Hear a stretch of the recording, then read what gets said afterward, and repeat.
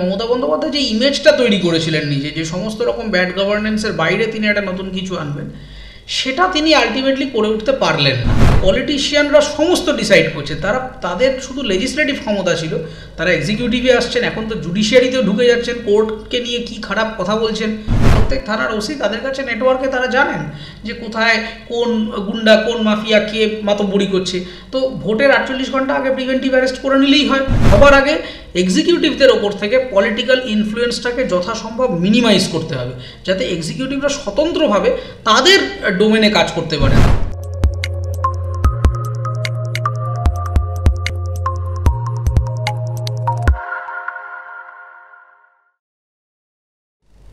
নির্বাচনের সময় যে আমরা একটা হিংসার ছবি দেখলাম বাংলায়, এটা বাংলার সম্মানকে ভারতের মুখে ঠিক কোথায় নিয়ে গেল বলে আপনার মনে হয়? দেখুন, প্রথম কথা হচ্ছে যে আমি কম্পারেটিভলি বলবো এই বছর ইলেকশন তুলনামূলক অনেকটাই শান্তিপূর্ণ হয়েছে। তার কারণ অন্যান্য বার যেভাবে রক্তারক্তি বম্বার্ডমেন্ট এগুলো আমাদের দেখতে হয়, সেইবারের থেকে এইবার অনেকটা নিয়ন্ত্রিত। সেটা ইলেকশন কমিশনার, রাজ্য পুলিশ বলুন কিংবা অন্যান্য যাবতীয় যে অ্যাডমিনিস্ট্রেটিভ বডিজগুলো রয়েছে তারা যেভাবে ফাংশন করেছেন সেটা প্রশংসনীয়। কিন্তু ঘটনাটা হচ্ছে একমাত্র পশ্চিমবঙ্গেই আমরা দেখি যে ভোট নিয়ে এরকম একটা মারাত্মক একটা চর্চা। এই চর্বিত চর্বণটার কারণটাই হচ্ছে যে আমরা বাংলায় এটাই প্রচার করে রেখেছি যে রাজনীতি হচ্ছে একটা প্রফেশন, যেটা কিন্তু হওয়ার কথা ছিল না। রাজনীতি যদি পেশা হয়ে যায় তাহলে কিন্তু সেই পেশা একটা সার্ভাইভালের গল্প চলে আসে, এবং তখন আপনাকে যেটা আর 5টা অফিস লবিতে হচ্ছে, আর 5টা কোম্পানিতে কাজ করতে গেলে হচ্ছে, চাকরির জায়গায় হচ্ছে যে আমি ওর থেকে একটু বেটার হওয়ার জন্যে নানা রকম নোংরা রাজনীতি হচ্ছে। সেখানে হয়তো রক্তারক্তি হচ্ছে না, কিন্তু মেধার রাজনীতি হচ্ছে, অসভ্যতামি হচ্ছে, লবির খেলা হচ্ছে, নেপোটিজম হচ্ছে, এগুলো সারা পৃথিবীর বাজারে হচ্ছে।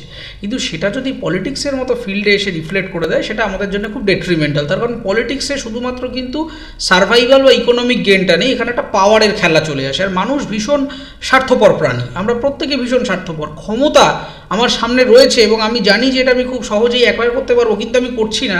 এত বড় ত্যাগ তিতিক্ষা করবার মতো সাধারণ মানুষ নেই। তার জন্য অনেক পন্থা রয়েছে, সেটা সাধু সন্তরা পারেন, অনেক মেডিটেশন করে সেগুলো অনেকে করতে পারেন, সেটা ধর্মীয় দিক। কিন্তু এটা একটা সাধারণ মানুষের পক্ষে যে আমার চোখের সামনে একটা ক্ষমতার একটা আলো দেখতে পাচ্ছি, আমি অর্থের আলো দেখতে পাচ্ছি, আমি না দেখে আমি নিজেকে সেখান থেকে সরিয়ে রাখছি, এটা সাধারণ সেন্সে সম্ভব নয়। তো দ্যাটস ওয়াই যখনই এই ধরনের জিনিসপত্রগুলো এই মানে লালসার আলোটা জ্বলতে আরম্ভ করবে, তখন সেখানে অনেকে মিলে ধাবিত হবে, যেটা হওয়ার কথা ছিল না। এবং আমি খুব অবাক হই, আপনি দেখবেন যে কোনো উন্নত শহরে চলে যান, আপনি ব্যাঙ্গালোরে চলে যান, আপনি বম্বেতে চলে যান, সেখানে মানুষজন চিন্তিতই নয়। ভোটের কিছুদিন আগে ক্যাম্পেইন হচ্ছে, তারা দেখছে, তারা নিজেদের ডিসিশন ফর্ম করছে, গিয়ে ভোট দিচ্ছে, বাড়ি চলে আসছে। কিন্তু একমাত্র বাংলাতে আমি দেখছি যত দিন যাচ্ছে প্রত্যেক দিন সকাল থেকে উঠে, সেটা খবরের কাগজ বলুন, ডেইলি ম্যাগাজিন বলুন, সন্ধেবেলা বন্ধুদের ক্লাব বলুন, চায়ের আড্ডা বলুন, সব জায়গায় রাজনীতি। এই মমতা কী করলো, এই মোদি কালকে এটা কী করলো, ওইটা কী হলো, এর বাইরে আর আমরা বেরোতে পারছি না। এই যে চারিদিক থেকে রাজনীতিটা আমাদেরকে আষ্টে পিষ্টে জড়িয়ে ফেলছে, এবং যেভাবে দেখুন ক্রিকেটার থেকে, ফিল্ম স্টার থেকে, আইপিএস থেকে, অত বড় এক্সিকিউটিভ রোলে থাকেন, বিচারপতি থেকে, তারা সবাই মিলে রাজনীতিতে চলে আসছেন। যেন পৃথিবীতে আর কোনো প্রফেশনে কোনো গ্রো করবার জায়গায় নেই, যা করার আছে সব রাজনীতিতে আছে। এই যে একটা over concentration in this field, এবং সমস্ত মানুষের একটা হয়ে যাচ্ছে যে কোনো রকম একটু জনপ্রিয়তা করে নিই, 4-5 জন লোক আমাকে চিনবে, আমার একটা লোকাল হোল্ড তৈরি হবে, ব্যাস, নিজের পক্ষে যদি কাউন্সিলরও হয়ে যেতে পারি, আমার একদম জীবন সেট। এই কনসেপ্টটা আমাদের বাঙালি সমাজের জন্য অত্যন্ত ক্ষতিকারক হয়ে যাচ্ছে। রাজনীতির বাইরে পৃথিবীটা কিভাবে রিয়্যাক্ট করছে সেইটা আমরা দেখাতে পারিনি। দ্যাটস ওয়াই সারাক্ষণ বাংলা ও বাঙালির এখন একটা চর্চা হচ্ছে, সন্ধেবেলা হলে টিভি চ্যানেলে কেন একটা কুইজের আসর হয় না, কেন আমরা একটা পাড়ায় পাড়ায় আমরা একটা, আগে তো হতো, তো আগে বিভিন্ন রকম স্পোর্টস হতো, খেলা হতো সন্ধেবেলা হলে ক্লাবগুলিতে। এখন আপনি চলে যান, এই মমতা ভার্সেস মোদি আলোচনা ছাড়া আমি আমার নিজের পাড়ায় দেখতে পাই না। প্রতিটি মানুষ, সে 8 থেকে 80, সবার মধ্যে একটাই আলোচনা। কেন? এর বাইরে কি আর কিছু হচ্ছে না সারা পৃথিবীতে? কত কি হচ্ছে, কিন্তু সেগুলো নিয়ে তারা জানেও না, জানতেও চায় না। তার কারণ হচ্ছে তারা দেখছে আমি জেনে কি করবো, এইটা জেনে রাখি, এই সমস্ত করলেই আলটিমেটলি এই নেতা দাদা দিদি কে আছে পাড়া, তার সাথে সাথে থাকবো, ব্যাস, তাহলে আমার জীবন সেট হয়ে যাবে। এইটা আমাদের সমাজের জন্য খুব ক্ষতিকারক হয়ে যাচ্ছে। नेक्स्टन इंजिन ऑयल एक नए सफर की ओर। बेटर पावर, बेटर माइलेज और हाई टेम्पारेचारे इंजिन के स्मूथ रखते व्यवहार करुन शुधुमात्र नेक्स्टन इंजिन ऑयल। डिस्ट्रिब्यूटरशिप নিতে যোগাযোগ করুন 9732255555 এই নম্বরে। পঞ্চায়েত ভোট হোক কিংবা লোকসভা ভোট, মানে বাংলায় একটা হিংসা হবেই। এই যে একটা বাতাবরণ তৈরি হওয়া, মানে মুখ্যমন্ত্রীর শাসনে বাংলা ঠিক কোথায় গিয়ে, আপনি একজন বাঙালি হিসাবে ঠিক কতটা দুঃখিত বিষয়টা নিয়ে? দেখুন, মমতা বন্দ্যোপাধ্যায় এই ট্র্যাডিশনটা অ্যাকচুয়ালি পেয়েছে হচ্ছে বামফ্রন্টের শেষের 10 বছর থেকে। তার কারণ আপনি যদি ইতিহাস দেখেন টেকনিক্যালি, তাহলে দেখবেন এই ভোট লুট করা কিংবা এইভাবে মানে সিডিশন বা ম্যানুপুলেশন, এইগুলো লেফট ফ্রন্টের শেষের দিকে এগুলো হচ্ছিল। এগুলো লেফটের অনেক এখনকার লিডাররা তারাও স্বীকার করেন যে এই অনাচারটা তারা করেছে। ফলে অবভিয়াসলি এই ট্র্যাডিশনটা থেকেই তো তৈরি হয়েছে একটি গভর্নমেন্ট যেটা তৃণমূল কংগ্রেসের গভর্নমেন্ট। ফলে লেফট ফ্রন্টের মিসম্যানেজ গভর্নেন্স থেকে যদি একটি দল তৈরি হয়, তাহলে আমরা কি করে এক্সপেক্ট করবো যে তারা বেটার কিছু করবে? কিন্তু যেটা আমরা এক্সপেক্ট করছিলাম যে মমতা বন্দ্যোপাধ্যায় যে ইমেজটা তৈরি করেছিলেন নিজে, যে সমস্ত রকম ব্যাড গভর্নেন্সের বাইরে তিনি একটা নতুন কিছু আনবেন, সেটা তিনি আলটিমেটলি করে উঠতে পারলেন না।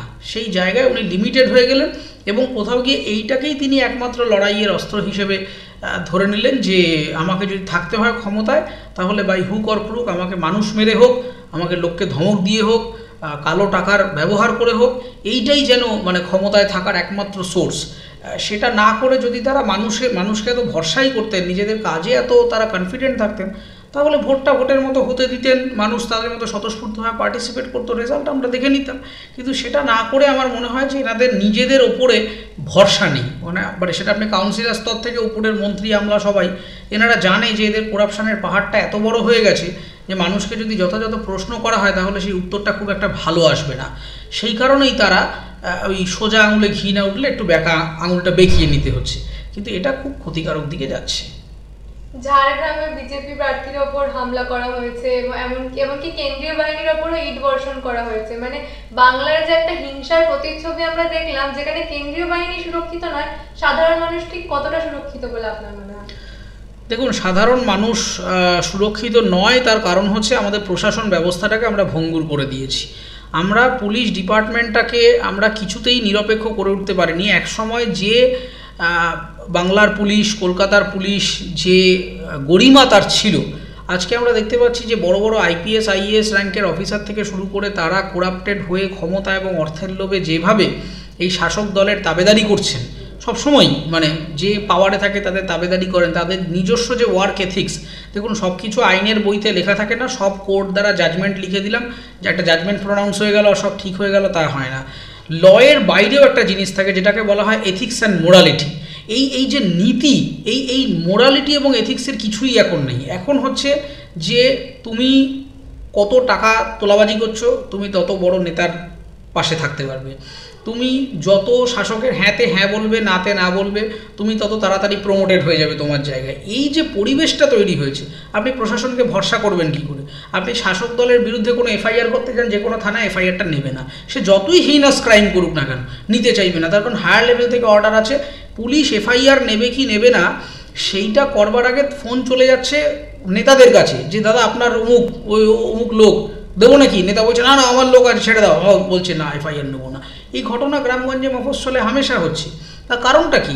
তার কারণ হচ্ছে পুলিশের এক্সিকিউটিভ ক্ষমতাটাকে আমরা লিমিট করে দিয়েছি পলিটিশিয়ানদের হাতে। পলিটিশিয়ানরা সমস্ত ডিসাইড করছে, তাদের শুধু লেজিসলেটিভ ক্ষমতা ছিল, তারা এক্সিকিউটিভে আসছেন, এখন তো জুডিশিয়ারিতেও ঢুকে যাচ্ছেন। কোর্টকে নিয়ে কি খারাপ কথা বলছে বিজেপির আদালত, এই নাকি কোর্ট তুলে দেওয়া উচিত, এই ধরনের বক্তব্য পেশ করছেন।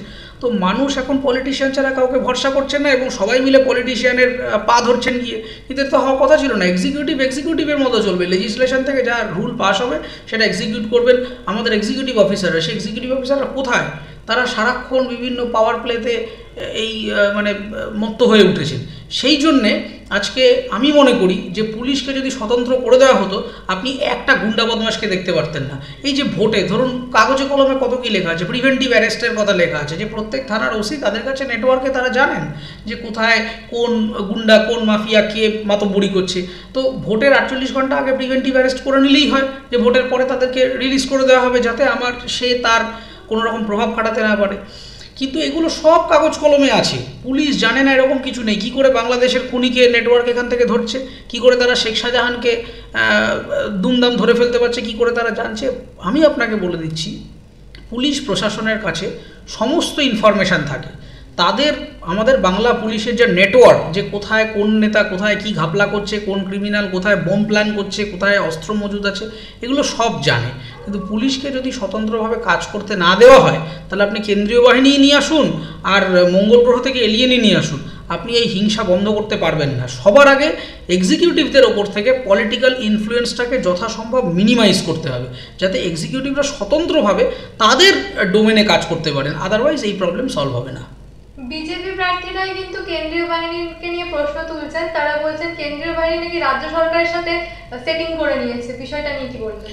দেখুন, সেটা তো কেন্দ্রীয় বাহিনীর যারা ডিজি ডিআইজি আছেন তারা সেই উত্তর দেবেন, এটা আমার এখানে বলার কিছু নেই। কিন্তু কেন্দ্রীয় বাহিনীর অপারেশনটা ultimately limited to the state police. তার কারণ কেন্দ্রীয় বাহিনী স্বতঃস্ফূর্তভাবে কিন্তু অপারেট করতে পারে না, এটা আমাদের রুলিংয়েই আছে যে স্টেট পুলিশ তারা ডিপ্লয় করবে, কোথায় কিভাবে অপারেশনটা হবে, এই এন্টায়ার প্রোগ্রামিংটা রাজ্য পুলিশ করবে।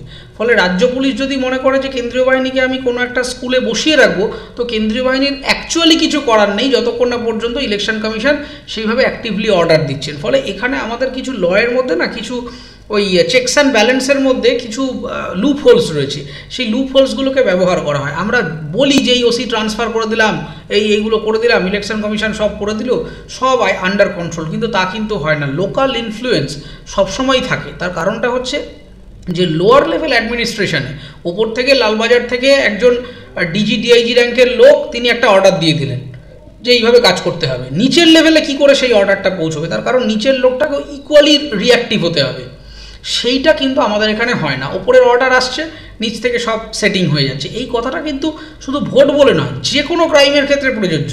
ফর এক্সাম্পল, আপনি যে শেখ শাহজাহানের নামটা আমি নিয়ে এলাম, আপনি দেখবেন যে 2019-এর যে ভোট হলো বা তারপরে যে পোস্ট পোল ভায়োলেন্স হয়েছিল, সেই ভায়োলেন্সে একাধিক এফআইআর শেখ শাহজাহানের নামে হয়েছে, কিন্তু যখন চার্জশিট মানে এফআইআরে প্রথমে নাম আছে শেখ শাহজাহানের, চার্জশিট যখন ফাইল করছে সেই পুলিশ, শাহজাহানের নামটাই নেই। তার মানে এটা কি, একটা লোক এফআইআরে প্রথম একজনের নাম দিচ্ছি, তারপর যখন চার্জশিট তৈরি করছে পুলিশ, সে নামটা কি ভ্যানিশ হয়ে যাচ্ছে? এই লোকটা একেবারেই ইনোসেন্স হয়ে গেল। আজকে আমরা দেখছি তার নামে 40, 41, 42টা মামলা, তিনি জেলে গিয়ে এই করছেন, এত তার সম্পত্তি বেরোচ্ছে, কালো টাকা বেরোচ্ছে, কোথায় গেল সমস্ত ব্যাপার? তার মানে গল্পটা খুব সিম্পল। পুলিশ চাইলে পারত, পুলিশ চাইলে চার্জশিটে শাহজাহানের নামটা আগেই ঢোকাতে পারতেন, কিন্তু করবেন না। মাথার ওপরে বড় বড় নেতাদের হাত আছে, তারা ফোন করে বলে দিচ্ছেন যে ও আমাদের লোক, ওকে ছেড়ে দাও। এই ইনফ্লুয়েন্স যতক্ষণ না যাচ্ছে, আমি আবারও বলছি, এক্সিকিউটিভ বডির ওপর থেকে পলিটিশিয়ানদের ইনফ্লুয়েন্স না কাটেইল করলে কোনোদিন এই করাপশন ঠিক করা যাবে না।